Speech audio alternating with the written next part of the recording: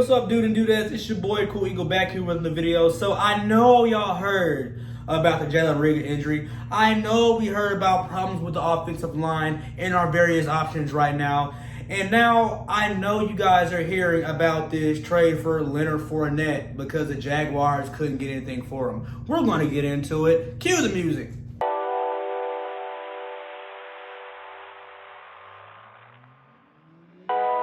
So we're officially going to be without Jalen Reagor for the next 3 to 4 weeks due to a sustained shoulder injury he suffered in practice during a pass breakup situation with Devontae Maddox that shouldn't have happened. The play should have been called dead.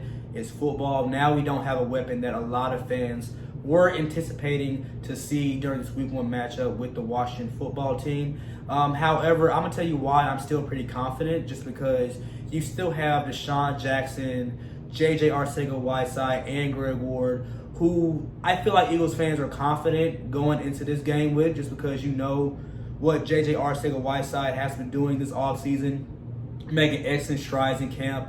Greg Ward, a proven commodity, helped us during our playoff push, that game-winning touchdown pass against the Washington Redskins last year during that last 4-week stretch. And Deshaun Jackson, who helps take the top off that defense last year, helped us come back from a 17-0 deficit against the Washington Redskins last year. And then, according to CBS reporters, you can have Alshon Jeffrey back by Week 1, although this is not really guaranteed. But even if it's not guaranteed and you don't get Alshon Jeffrey back, like, you still have 3 guys that are more than capable of dealing with the porous Washington secondary that nobody really can name an intimidating player that we should worry about. Are y'all really concerned about Ronald Darby? I'm really not. Now, my only concern is our offensive line that has to protect Carson Wentz and give him enough time to throw these weapons, because we know what the Washington football team represents with that notorious front seven with Chase Young and that linebacking core. We know what Ron Rivera represents as being a defensive genius that can get after the quarterback. So this leaves us with questions on our offensive line, especially at the left tackle and right guard position. Now, I know a lot of us have pictured Jason Peters at their left tackle position, because the Eagles are going to have to pay him if they're not already instituting a free agency or a trade.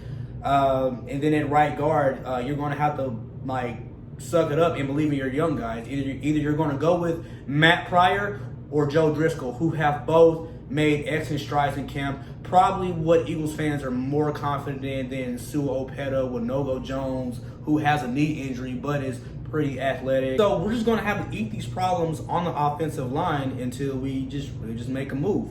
And speaking of moves, man, Leonard Fournette, I heard the most expensive price tag for him was about $4 million. Now the question is, are the Eagles willing to risk an investment on someone who nobody wanted?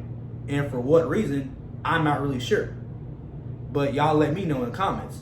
Now, I think that this Leonard Fournette signing would be a good option, just because you get that LeGarrette Blount, JJAW combo back with Corey Clement, that scat back coming out the backfield.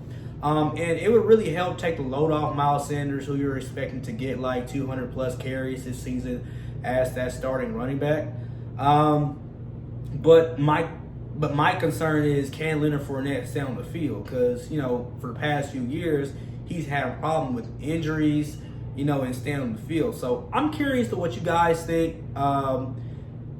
What are these problems going into Week 1 against the Washington football team? Is this Leonard Fournette signing a good idea?